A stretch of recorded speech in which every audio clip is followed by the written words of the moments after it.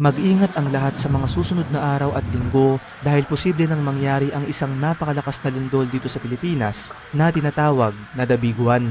PHIVOLCS nagpapaalala po sa atin na seryosohin ang banta ng The Big One o yung posibleng pagtama ng magnitude 7.2 na lindol dito sa ating bansa. Mga kaibigan, dahil sa nangyaring 7.7 magnitude na lindol sa Myanmar at Thailand nito lang March 28, ay pinangangamba ng PHIVOLCS ang pagdating ng The Big One o ang pagdalaw ng West Valley Fault Line kung saan matatamaan ang buong Metro Manila kasama na ang mga karatig probinsya nito. Ito ay inaasahang may lakas na 7.2 magnitude o intensity 8 na lindol na ayon sa statistics ay maaaring kumitil sa humigit kumulang 50,000 katao. Noong 2024 ay isa rin ito sa mga prediction ng visionary na si Rudy Baldwin na malapit na nga raw mangyari ang The Big One at ang mga senyalis nito ay ang maliliit na paglindol sa iba't ibang sulok ng Pilipinas ngayong taon. Kung hindi ka naniniwala sa mga ganitong hula, ay paniwalaan mo na lang ang sinasabi ng mga eksperto tulad ng PHIVOLCS na ang babalang ito ay huwag baliwalain at manatiling handa at alerto sa anumang oras. Kung gusto mong malaman kung parte ba ang lugar nyo sa West Valley Fault Line na tatamaan ng lindol,